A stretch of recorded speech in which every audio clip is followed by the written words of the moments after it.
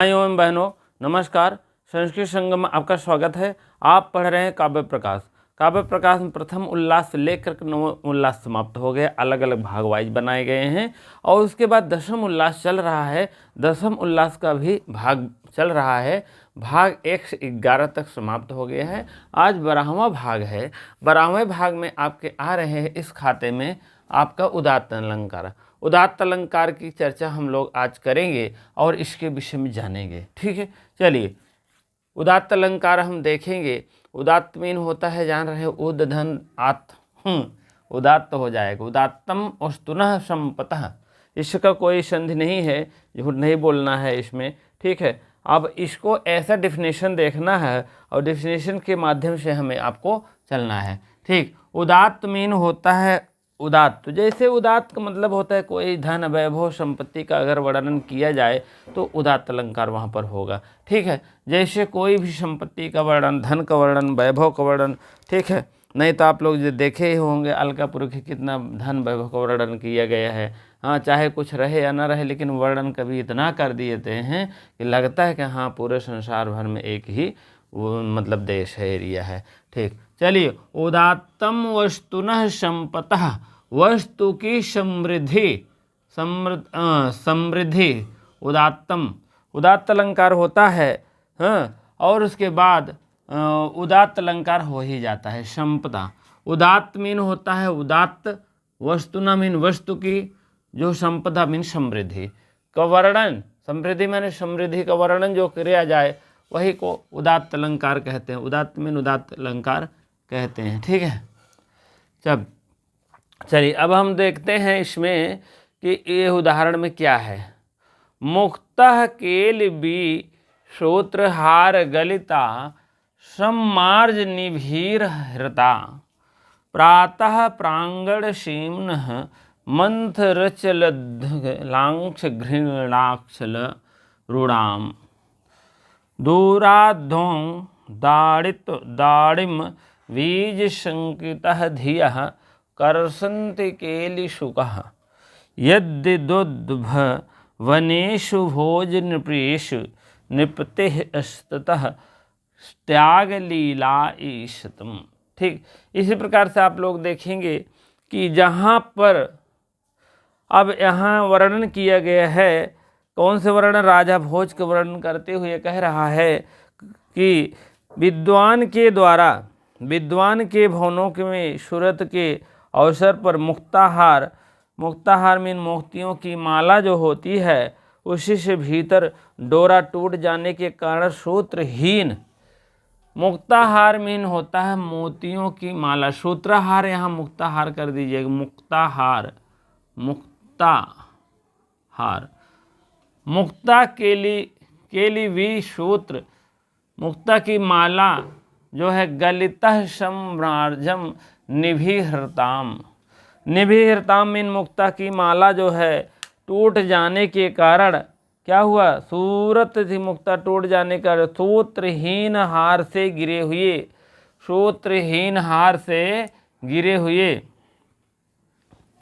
सम्राजम निभि, सम्राजम mean टूट गया, हरताम हरण जैसे हर गया है।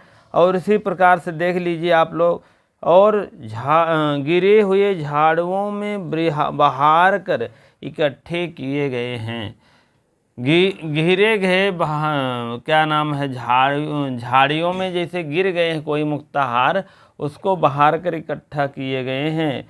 और इकट्ठे धीरे धीरे चलने वाली बालाओं के पैरों में महावर, धीरे धीरे चलने वाली बाहर। अब इसमें देखिए, मंथर चलत लाघ्र लाक्षारूढ़म, लाक्षा रस मीन होता है महावर, लाक्षा मीन महावर, महावर, महावर जब चलता है, मंदर चलत धीरे धीरे चलते हुए, धीरे धीरे चलते हुए, प्रांगण माने होता है जैसे कोई मैदान है, कोई भी जगह है, सीमनः, ठीक है, मैदान में चलते हुए कहीं पर जा रहे हैं, झाड़ों के बरत, और धीरे धीरे चलते हुए बालाओं के पैरों से क्रांति लाल लाल देखने हुए, प्रांगण सीमने मीन बालाओं के मंथर चल ध्वा घृ लाक्षः रूढ़। आरूढ़ मीन जैसे होता है लाल रंग का जो है महावर, वही है, ठीक है। और उसके बाद देखते हुए मोतियों का मनोरंजन के लिए पाले हुए अनार के दाने को समझकर खींच रहे हैं, यह राजा भोजदान की महिमा है। यह राजा भोज निरपेक्ष स्तुतः त्याग लीला शतम यदि यदि भावेश वनेश। वनेश माने वन में, जैसे जंगल में राजा भोज चल रहे हैं। और दूरा दाडिम माने अनार होता है, अनार के दाने या बीज। संकिता धिया, संकिता मीन पूरा सशंकित कर दे रहा, पूरा लाल लाल कर दे रहा है, पूरा जो है लाल लाल हो जा रहा है। करसंत मीन हो जाता है। केली शुका मीन तोता, शुका मीन तोते के जैसे मतलब वो रहता है, मुख रहता है, उसी तरीके से ये भी है, ठीक है। देखो, मोतियों के मनोरंजन से पाले हुए अनार के दाने समझकर खींच रहा है। ओह, इसका मतलब है अनार के दाने समझकर खींच रहा है। अब आप समझ लीजिए, फिर से यहाँ आप जाइए। मोतियों, मुक्ता मीन मोतियों की माला, मुक्ताहार गलिता मीन लेकर, सम्राजम भी हृता मीन हरण करके, प्रातः प्रांगम प्रातः काल का समय था, प्रांगण मीन प्रांगण में, सीमना मीन बालिकाएं मतलब नायिका, मंथर चलत धीरे धीरे जिघ्रा, लाक्षारूढ़ा मीन लाक्ष मीन होता है महावर की, लाल लाल जैसे चल रही है वैसे वैसे उस पे पड़ रहा है छाप, जैसे चल रही है वैसे उसका छाप पड़ रहा है। और तब तक यहाँ दूरा दाडिम बीज संकिता मीन समझ कर, लाल लाल जो बीज है उसकी धिया मीन बुद्धि, संकिता मीन होता है समझ कर। क्या समझ कर? समझ करे। अब देखिए, वो सोचा है दाडिम का तो बीज है, करसंत मीन बिखरा हुआ है, केली शुका मीन तोता, शुका मीन तोता ने वही, अब जैसे ऐसे ऐसे बालिका कोई नायिका गई है, थोड़ा सा पैर भीगा है, बढ़िया महावर फर्स्ट क्लास लगाई हुई है, तो जैसे जैसे जाएगा जिस प्रांगण में, जैसे आपका टाइल वाइल लगा है, तो जिस पे जाएगा समझ लीजिए उस पे क्या होगा, उसका पैर का छाप पड़ता जाएगा। और पैर का छाप कभी के वर्णन है, इतना पड़ गया है, इतना पड़ गया है, पूरा एकदम उतर गया है, लाल लाल पूरा एकदम बिखरा हुआ है। मंथर प्रांगण चलत लाक्षः रूढ़ा, वो धीरे धीरे अगर जैसे जैसे बालिका नायिका चल रही है वैसे वैसे उसके पैर का छाप पड़ता हुआ जा रहा है। अब ये मूर्ख राम का नाम शोक मीन तोता तब तक आया, दूरा माने दूर से देखा और आया, दाडिम बीज संकिता मैंने होता है सशंकित, समझ करके सोच करके, करसंत मीन जब बिखरा हुआ था वह तुरंत सोच करके, पैरवक जो महोरवा था उसको समझ करके, क्या समझ लिए, दाडिम बीज, दाडिम का अनार गिरा है, चली ठक ठक खाई उसके मार करके, ठीक है, मतलब बीन कर खाएं। कौन कह रहा है? शुक कह रहा है। कहने का मतलब है यह राजा भोजस्व त्याग लीला इतम, यह राजा भोज की लीला है, ऐसे राजा भोज की लीला होती है, कह रहे हैं। अब यहाँ इतना बढ़ा चढ़ा वस्तु का वर्णन उदात्त अलंकार कर दिए हैं कि मतलब महावर को इतना जो है फैला दिए हैं, जैसे कि मतलब एक ओ लग रहा है, क्या दाडिम का नाल लग रहा है और तोता आ रहा खा रहा है, वही बात यहाँ पर है भैया। राजा भोज दान की महिमा है। यहाँ देखो, तोते अनार को दाने के समझकर खींच रहा है या खा रहा है, ठीक है। और राजा भोज के दान की महिमा है। राजा भोज के दान की महिमा इसमें जो है, राजा भोजन वनेश नहीं होगा, दानेश होगा। दानेश मतलब इनके दान की महिमा है और लीला मीन इनकी महिमा है, ठीक है। और अब हम देखते हैं अगला है महताम चा उप। आप पेज नंबर 514 पर देखेंगे, सूत्र नंबर 176। ठीक है, महताम चोप लक्षणम है। महताम चोप लक्षणम है। महताम चोप लक्षणम ए है। महताम मीन होता महती, कृपा, महिमा। चा मीन चा, आ और वो मिलकर के होता है गुण संधि।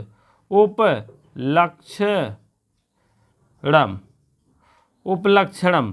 उप माने छोटा सा, इसका और एक लक्षण बता रहे हैं। कह रहे हैं अगर किसी प्रधान की वर्णनीय महापुरुष का वर्णन महापुरुषों के प्रति अंग भाव या गीतत्व प्रदर्शन है, दूसरे प्रकार का उदात्त अलंकार है। ये दूसरे प्रकार का है। इसमें क्या करना है, किसी प्रकार का प्रधान वर्णनीय वर्णन है महापुरुषों का, तब भी वो वही होगा। अब सूत्र में आए हैं जैसे गीतत्व प्रधान वर्णन हो गया, रामादि और अंगभाव वर्णन के उदात्त अलंकार होती है। ठीक है, चलिए इसमें है तदिम अर्ण्यम यस्मिन दशरथ पालन विष्णि निवसन बाहु सहायश्चकारः रक्षक्षयम रामः। राम के विषय में कहा गया है, लंका से लौटते हुए विमान में बैठते हुए लक्ष्मण दंडकारण्य को देख लाते हुए, जब कहने का मतलब जब लक्ष्मण आ रहे थे, राम लक्ष्मण सीता हनुमान जो भी बैठे होंगे, और जैसे आ रहे थे दंडकारण्य पर बीच में। अब दंडकारण्य कहाँ है जान रहे होंगे, जब श्रीलंका से आएंगे तो यहीं रास्ते में ही पड़ता है। इधर हमको लगता है यहाँ मध्य प्रदेश का आसपास में ही कहीं पड़ेगा, नहीं तो इधर आपका पड़ेगा। ठीक है, वो दंडकारण्य जब दंडकारण्य का स्थान देख ही रहे हैं, तो दंडकारण्य में अंगद से कह रहे हैं अब विमान पे बैठे थे तो बहुत लोग थे। विमान का मतलब जानते ही हो कि नहीं जानते हो? विमान का मतलब ये होता है जैसे एक लोग की सीट है, ठीक, एक लोग गए बैठ गए, तब एक लोग और बढ़ जाता है, यही विमान का मतलब है। एक सीट इस तरफ फिर बैठ गई, जैसे राम बैठे तो एक सीट बढ़ गई, तो सीता माता बैठ गई, फिर एक सीट बढ़ गई। तो यहाँ पर हमको लगता है लक्ष्मण बैठे होंगे भाभी के बगल, ठीक, फिर एक सीट बढ़ेगी, तो फिर दूसरा कोई बैठेगा, जैसे यहाँ बैठेंगे तुरंत एक सीट बढ़ेगी, जान लीजिए इतना उसमें रहता है। फिर एक सीट बढ़ जाएगी, यहाँ बैठे नहीं, फिर एक सीट बढ़ गई, फिर इधर एक सीट बढ़ गई, फिर इधर एक सीट बढ़ गई, इसी से सब लोग उसी विमानों से आए रहे। भैया यही प्रकृति का वर्णन है, यही कवि का वर्णन है, हम नहीं देखे थे, जान लीजिए ये भूतकालिक लकार की बातें हैं, जान लीजिए। ठीक है, लेकिन ऐसे कहा गया है। ठीक है तो यह बता रहे हैं अंगरक्षक भैया यही वन है, यही दंडकारण्य थे, यही हम लोग मतलब 12 साल की कितना रहे थे, शायद 12 साल थे। ठीक है, 12 साल यहीं पर व्यतीत किए थे भगवान राम। यह वन है जिसमें रहते हुए दशरथ की आज्ञा का पालन व्रत किए राम ने अकेले ही राक्षसों का नाश किया था। वहाँ भी गए तो दंडकारण्य में जान ही रहे, एक दुर्मुख नामक राक्षस था। अब राक्षस था क्या था, आदमी था, वो पूजा, हमको लगता है कि वो राक्षस नहीं था, राक्षस पूजा पाठ नहीं करते हैं पहली बात। अब जो भी है, लेकिन अब जो लिखा गया है वही मानिएगा, हम कुछ कहेंगे नहीं उसके विषय में। वो अपना पूजा पाठ कर रहा था, दुर्मुख नामक राक्षस उसको जो है मार नहीं सक रहे थे, बहुत वो भी प्रयास कर रहा था, बहुत ज्ञानी आदमी था, ऐसा नहीं था। अंत में उसको मारे तो अब जो है समाप्त हो गया है। ठीक है, तो वही जो है बताया गया है कि यही दंडकारण्य में जो है एक दुर्मुख नामक राक्षस रहता था, इसका संहार किए थे, और भी राक्षसों का वर्णन किए थे। हाँ, तो वही बात है। और लक्ष्मण जी किससे बता रहे हैं? अंगद से बता रहे हैं। ठीक है, तो वही बात है। तो चलिए सूत्र नंबर आपका हो गया है, वीर रस अर्थात रस ध्वनि नहीं है और इसमें वर्णनीय दंडकारण्य का अंग होने से होता है। अब उसके बाद हम थोड़ा सा देखते हैं समुच्चय अलंकार। समुच्चय अलंकार क्या है थोड़ा थोड़ा बताते हुए चलेंगे आपको हम। चल अब आगे आप देखेंगे 33 है समुच्चय अलंकार। समुच्चय अलंकार क्या है उसके विषय में देखेंगे।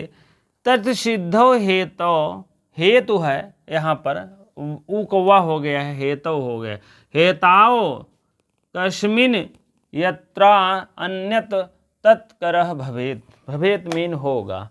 आप देखेंगे तत्सिद्ध, तत्सिद्ध सिद्धि, जो सिद्ध हो और हेतु हो, हेतु ऊ कौवा हो जाएगा, तो यहाँ आपका हो जाएगा कस्मिन, कस्मिन अलग हो जाएगा, यत्र, यत्र अलग है, अन्यतः, जहाँ अन्यतः तत्कर, तत्करम भवेत मीन होगा। समुच्चय असौ, असौ मीन होगा, ठीक है, असौ मीन होगा। चलिए समुच्चय मीन होता है बराबर, जैसे समुच्चय ऐसे होता ना, ऐसे करके देते। कह रहा है उस कार्य की सिद्धि का एक हेतु विद्यमान रहने पर भी जहाँ अन्य हेतु का उसका साधक हो वह समुच्चय अलंकार होता है, ठीक है। समुच्चय का मतलब होता है जहाँ कार्य की सिद्धि हो, तत् हेतु वे कस्मिन यत्र अन्यत्र, कार्य की सिद्धि हेतु विद्यमान रहने पर भी जहाँ अन्य हेतु का साधक हो। कार्य की सिद्धि के लिए कह रहे हैं अन्य हेतु का साधन हो। अन्य मीन अन्य दूसरी जगह से साधन उपलब्ध कराया जाए, उसको कहते हैं क्या कहते हैं, तत्सिद्धो समुच्चो, समुच्चय अलंकार कहते हैं, ठीक है।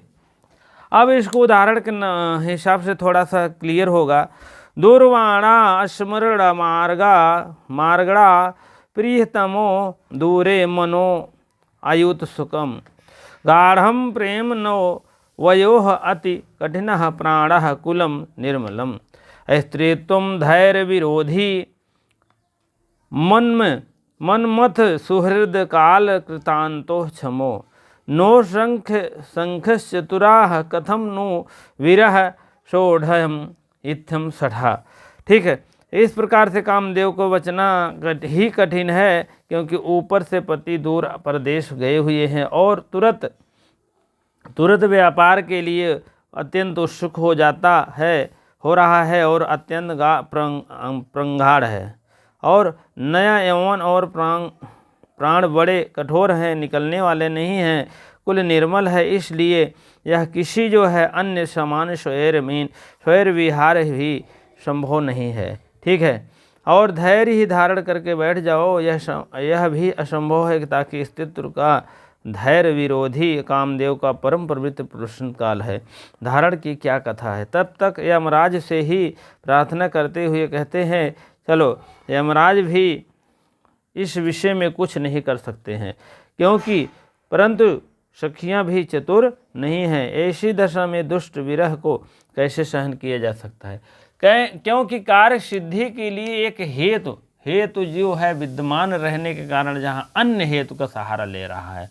कार्य तो विद्यमान है, उसका पति यहाँ पर नहीं है, परदेश गया है, वो क्या हेतु है, पत्नी क्या है, कार्य की कार्य है, और सिद्धि कौन है, कामदेव है, कामदेव है। देख लीजिए ये क्या है, पत्नी है, पत्नी आप देख लीजिए, ठीक, पत्नी है, ठीक, कामदेव है, और हेतु क्या है, पति है। तो पति तो प्रदेश चला गया है, लेकिन दूसरे हेतु को सहारा लेना चाह रही है, लेकिन सहारा नहीं ले पाएगी, इसीलिए उसका साधक हो कोई भी साधक अगर होगा तो वही जो है हेतु माना जाएगा, उसी को समुच्चय अलंकार कहते हैं। समुच्चय का मतलब बराबर, ये पति के बराबर अगर कोई बराबरी करे तो वही जो है समुच्चय होगा, ठीक है। कार्य की सिद्धि, कार्य क्या है, पत्नी है, कार्य सिद्धि क्या होना है, कामदेव जो सिद्धि होना है, हाँ, तो और हेतु क्या है, पति हैं, लेकिन विद्यमान नहीं है, वो हेतु नहीं है, हेतु रहने पर भी जहाँ अन्य, कभी कभी रहने पर भी अन्य सहारा लेता है आदमी, तो वही बात हेतु में भी बताया गया है।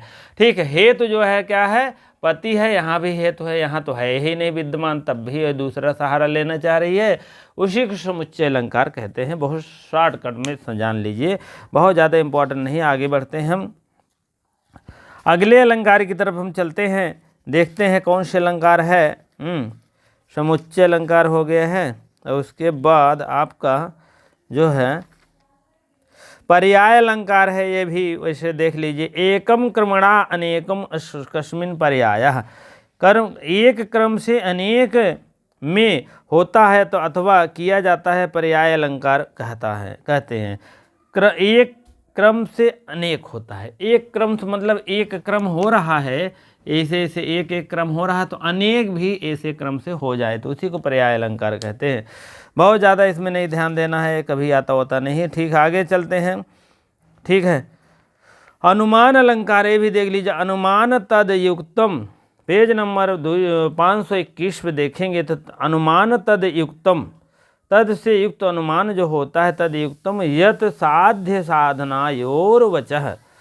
ठीक है, अनुमान अलंकार साध्य और साधन को वह कथन अनुमान अलंकार होता है। साध्य और साधन, जो साध्य है, जो आपकी गुण प्राप्ति करना है वो साध्य है।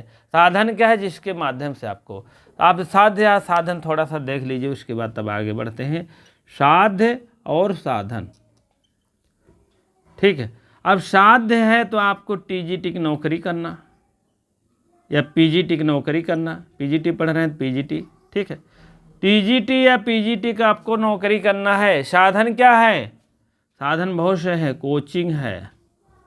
कोचिंग है और आप समझ लीजिए बुक है, किताब है, और क्या है, पेपर है, पेपर देना, ये सब आपका साधन है। जब इसके साधन के माध्यम से साध्य तक पहुंचना है। ठीक, बहुत सरल भाषा में बता रहा हूँ, जान लीजिए, और देश भर घिचर पिचर नहीं आता हमको। ठीक है, चलिए अनुमान अलंकार हो गया है। हाँ, अनुमान अलंकार हो गया है, साध्य साधन के हिसाब से अनुमान बताया जाता है। अनुमान जो है, अनुमान अलंकार ये होता है कि हम कोचिंग करेंगे तो अपने साध्य तक पहुँच जाएंगे। ठीक है, साधन हम अपनाएंगे तो साध्य पहुंच जाएंगे। कोचिंग करेंगे, बुक लेंगे तो हम पहुंच जाएंगे। ठीक है, और संस्कृत संगम चैनल सब्सक्राइब करेंगे तो हम साध्य तक पहुंच जाएंगे। ये भी बात समझ लीजिए। ठीक है, तो आप जो है ये जब कोचिंग, संस्कृत संगम चैनल, ये सब बुक, पेपर, ये सब आप करेंगे तब आप साध्य तक पहुँच सकते हैं। तो यही अनुमान है। क्या अनुमान है आपका? अनुमान यह है कि टीजीटी हम क्वालिफाइड कर देंगे, पीजीटी हम क्वालिफाइड कर देंगे, तो आपका अनुमान है। ठीक है, लेकिन अनुमान से पहले आपको कुछ साधन अपनाना पड़ेगा, तब जाकर अनुमान तक पहुंच जाएंगे। अनुमान जान लीजिए, अभी हम तर्क भाषा में पढ़े थे। अनुमान आपका जान लीजिए 1 से लेके 99 तक आपका कुछ होता है, कुछ अनुमान। और जैसे एक मिल जाता है यहाँ तो हो जाता है 100, तो हो जाता है सब। ये आपका कुल कुछ है। कहते हैं कुछ आम दे दीजिए, तो यहाँ सब आम दे दीजिए। कुछ आम का मतलब 1 आम दे दीजिए, चाहे 2 आम दे दीजिए, चाहे 50 आम दे दीजिए, 99 आम तक आपका कुछ ही माना जाता है तर्क भाषा के अनुसार। तर्क भाषा नहीं, लॉजिक के अनुसार हम पढ़े थे। ठीक है, लॉजिक मीन होता है तर्क शक्ति। ठीक है, तो यहाँ पर आप कुछ आप समझ लीजिएगा 1 से लेकर 99 तक, जैसे एक और मिला देंगे सब हो जाएगा। ठीक, ये तो आपका वहाँ का था। चलिए आगे बढ़ते हैं हम इसी रेशियो में। परिकर अलंकार अब देखते हैं। परिकर अलंकार, ठीक है, परिकर के बाद जान लीजिए मम्मटकृत काव्य प्रकाश समाप्त हो गया है। तब इधर ये कौन सा हो गया, दूसरा कोई लिखा होगा। ठीक है, मम्मटकृत यहाँ से समाप्त हो गया, लेकिन आचार्य विश्वेश्वर लिखे होंगे तो और जोड़े होंगे जो भी अलंकार। कहने का मतलब उनका मुख्य पेवर भैया 35 अलंकार पेवर है, जान लिया 36 अलंकार। उसके बाद 37वां ब्याजयुक्त अलंकार आपका मम्मटकृत द्वारा समाप्ति के बाद है। ठीक है, चलिए इसे चलते रहते हैं। ठीक है, अभी इसको जो है थोड़ा सा देख लीजिए, परिकर अलंकार थोड़ा सा कायदे से देख लीजिए। हाँ, अब आगे देखेंगे परिकर अलंकार। परिकर अलंकार क्या है? परिकर अलंकार की डेफिनेशन देखेंगे। विशेषण, विशेषण होता है ना, विशेषणैः यत् सा कुतः रुक्तिः परिकरस्तु सः, सः मीन वह। कौन वह? जो विशेषण का अभिप्राय विशेषणों के कथन के द्वारा, विशेषण के कथन जो होता है, एक होता है विशेषण, एक होता है विशेष, ठीक, उसके कथन से परिकर अलंकार कहलाता है। ठीक है, एक होता है विशेषण, विशेषण, और होता है दूसरा विशेष, विशेष।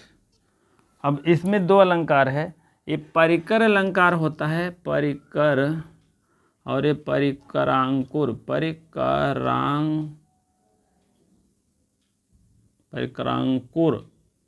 परिकरांकुर अलंकार है। ठीक है, तो ये आपका विशेषण जो होता है परिकर अलंकार में होता है, जो विशेष होता है वह परिकरांकुर अलंकार में होता है। ठीक है,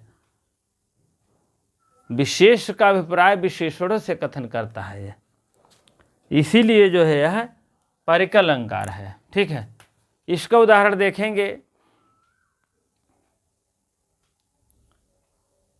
विशेष का अभिप्राय जो विशेष होता है, जैसे उस काला घोड़ा, काला क्या है, काला क्या है, यहाँ आप काला लिख दीजिए, काला, इधर घोड़ा, तो घोड़ा, काला क्या है, विशेषण, अरे यार घोड़ा, काला क्या है, विशेषण है, काला और घोड़ा, तभी तो कहीं उल्टा कैसे।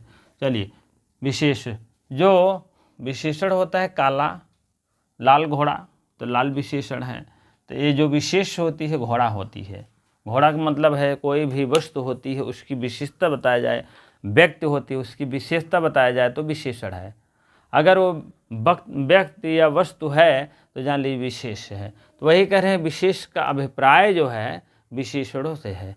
जैसे घोड़े के विषय में बात किए जा रहा तो घोड़े की बात नहीं करेंगे, वो विशेषण के विषय में किया जा रहा। वही यहाँ विशेषणों के विषय में भी कह रहा है। ये दुर्योधन जो जाते हैं, जो अर्जुन के विषय में बात करते हैं, दुर्योधन अर्जुन से बताते हैं, उन्हीं के विषय में बात हो रहा है। अर्जुन ऐसे ऐसे आदमी है, ऐसे ऐसे दुर्योधन आदमी हैं, दुर्योधन इतने इतने क्या कार्य कर रहे हैं। ठीक है, चलिए अब पढ़ लीजिए इसको। महौजसौ मान धनान धर्जिता, धनोर्भृता संयत कृतया, नरसंहतातस्य नभेन वृतया, प्रियाळि वाञ्छन् शोभिः समिहुते। ऐसे है, यह तो जान रहे हैं कौन सा छंद है, तो आप लोग छोड़िए उसको। महाओजसो महान है धन जिसका, और धनार्चिता धन से युक्त है, धनुर्भृता मीन वह धनुर्धारी, संयत मन रक्षा लब्ध कीर्ति मीन पा करके। ठीक है, नरसंहार सस्ता, नरसंहार करने वाले, नभिन्न वृत्तयः प्रियाणि वांछन्ते शुभि समीहते, समीहते मीन धारण करते हैं, इच्छा करते हैं। ठीक है, कहने का मतलब यह दुर्योधन की कीर्ति का वर्णन किया गया है। इतने पराक्रम रूपे आप जो है गुटबंदी करने वाले और सिद्धाचल धनुधर योद्धा और उस धनुधर के कार्यों के भी प्राणों की पूरा करते हैं। ठीक है, कहने का मतलब महाबलशाली, आत्मगौरव, भगवान से युक्त या स्वीकृत से मिलने वाले और लभकृत धनुधारी बलिदान को दुर्योधन का अभिसिद्ध करना चाहते हैं। यहाँ पर दुर्योधन की विशेषण की बातें कर रहे हैं। विशेषण यहाँ पर है, दुर्योधन की विशेषण की बातें आकर के अर्जुन से और भीम से ये सब बातें कह रहे हैं। ठीक है, कौन कह रहा है? वही जो उनका क्या था, जो आया था, क्या कहते हैं, वनेचर आया था, वही से जो है वे अपना बात बता रहे हैं दुर्योधन की, कैसे ऐसे कीर्ति कर रहा है, ऐसे अपना प्रयास कर रहा है, आप क्या करना चाहते हैं। ठीक है, तो इसी प्रकार से आप लोग देख लीजिएगा। और यह आपका परिकर अलंकार है। अब अगला अलंकार की तरफ हम चलेंगे, देखेंगे। ठीक है, हाँ चलिए अब हम देखते हैं व्याजोक्त अलंकार। हम देखते हैं क्या होता है इसमें। चलिए, ब्याजोक्त अलंकार है ब्याज धन उक्ति। पहले देख लीजिए, ब्याज धन उक्ति। ब्याज माने बहाना होगा यहाँ, बहाना, और उक्त मीन कहना। बहाने से कोई बात कहना तो जान लीजिए वही ब्याजयुक्त है। ब्याजयुक्त छलद नो, छलद माने छल के द्वारा, छलद, और उद भी, उद्भिन्न, उद्भिन्न कर देंगे ना। वस्तु रूप निगूढ़ गहनम, निगूढ़ नम, प्रकट हुए वस्तु का स्वरूप किसी बहाने से छिपाने के प्रयत्न का वर्णन हो, उसे ब्याजयुक्त अलंकार कहते हैं। ठीक है, बहाने से। अब आपको एक बहाना बहुत तगड़ा बता रहा हूं। ठीक है, अभी हम लोग के स्कूल में या कहीं भी देखते हैं, जब प्राइवेट स्कूल में बात बता रहा हूँ, जैसे आपने अपना रिज्यूम लगाया वहाँ, तो वो बुलाते हैं कि हाँ कल से आइएगा, फ़ोन करेंगे, आइए आप डेमो दीजिए। 1 दिन 2 दिन 3 दिन डेमो चलता है, या कभी कभी कहीं एक ही दिन चलता है। तो 1 दिन मान लीजिए डेमो हुआ तो समझ में आ गया कि आप पढ़ा पाएंगे कि नहीं पढ़ा पाएंगे, नहीं तो तुरंत कह देंगे ठीक है सर आप जाइए, फ़ोन करेंगे। फ़ोन करने का मतलब करेंगे ही नहीं आपको फ़ोन, तो क्या है वहाँ पर? ब्याज है, बहाना है कि आपको फ़ोन करेंगे, लेकिन वो फ़ोन नहीं करते हैं। अब जो भी रहता है, चाहे पेमेंट के मामले में या कोई भी मामले में रहता है, लेकिन वो जो है फ़ोन नहीं करते हैं। अब ब्याज बहाना, और भी आपको बहाना बता दें, बहुत से बहानाएं हैं। बहाने के कारण जो है अपना कार्य कर बैठते हैं, अपना कार्य जो है करते रहते हैं। तो ब्याज मीन बहाना, उक्ति मीन कहना। बहाने के द्वारा उक्ति कहा गया। उक्ति है छदन नो उद्भिन्न के द्वारा, भिन्न के द्वारा, वस्तु रूप निगूढ़म। ठीक है, निगूढ़ माने छिपाया हुआ प्रयत्न। ठीक है, वर्णन किया जाए, उसी को बहाना कहते हैं। ठीक है, जैसे आप भी कोई बहाने से आप भी किसी को ऐसा मोड़ दीजिए कि वो समझ भी नहीं पाए, आपका भी काम बन जाए। ठीक है, जैसे आपने कहा कि हाँ कोचिंग किया, कि हाँ कोचिंग कर रहा हूँ, तो एक बार गए किसी कोचिंग में पढ़ रहे हैं, लिख रहे हैं, तब उसके बाद कह रहे हैं हम नहीं जाएंगे। वो भी बैठ गए, आप भी बैठ गए, तो आप बहाना तो मिल गए, आप गए कोचिंग कर लिए। तो ऐसे ऐसे तमाम ब्याज बहाने मतलब होते रहते हैं। चलिए, इसके बाद अब डिफिनेशन की तरफ चलते हैं। वस्तु का जब किसी पर प्रकट किया जाए तो बहाने को उसको छिपाने के लिए प्रयत्न करते हैं, और प्रयत्न जो है ब्याजोक्त अलंकार कहते हैं। अपहुनुत अलंकार व्याजोक्त अलंकार को भेद दिखलाते हैं, और व्याजोक्त अलंकार अपनुत अलंकार के नहीं हो सकती है, क्योंकि वह अपनुत प्रकृत है और आप प्रकृत को उपमेय और उपमान का वर्णन किया जाता है, इसीलिए जो है विवक्षित होता है। और शाम में जो है पेज नंबर 525 है नीचे।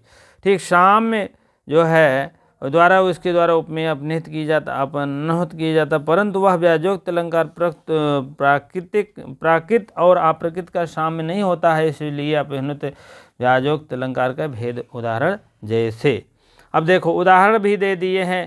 शैलेन्द्र प्रतिपाद्यमान गिरिजा स्तोप गुढ़ ढोल सदह रोमांचादि विशिष्टु लांखिल विधि ब्याज संभल लांकुलम हाशयतम दोहिना चलस्य कर योत रीत यूत वानः सम्मितः। और शैलांत पूर्व मातृ मंगलम मंडलम गढ़ गूढ़ वाद शिवा। शिव मेन होता है, शिव शंकर भी होता है, शिव संकल्प होता है, शिव के शंकर भगवान होते हैं।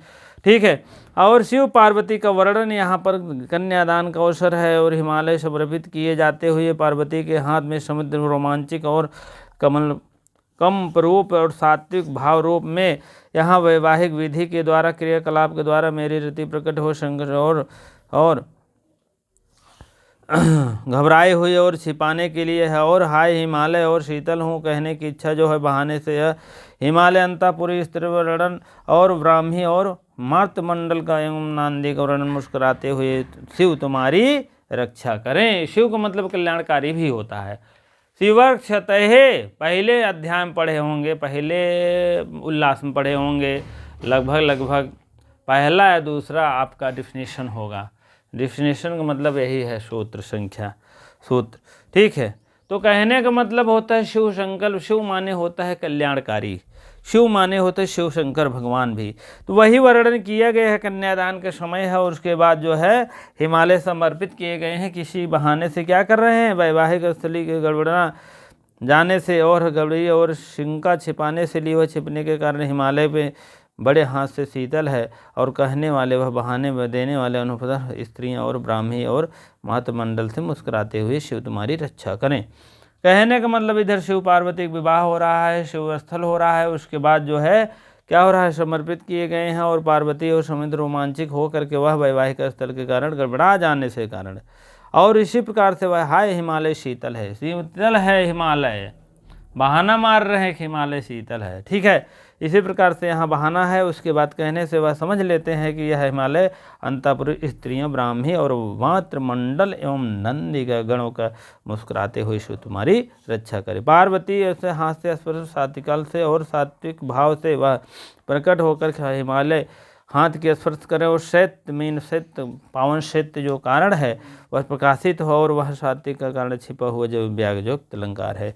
कहने का मतलब जो शिव पार्वती वह वैवाहिक स्थल है उसमें रोमांचिक हो जाते हैं, रोमांचिक हो करके कह रहे हैं इसी प्रकार से कि शिव क्या कहते हैं, शिवत है, शिवत माने ठंडा है, क्या है, पावन शक्ति वहाँ का जो है बहुत ठंडा है।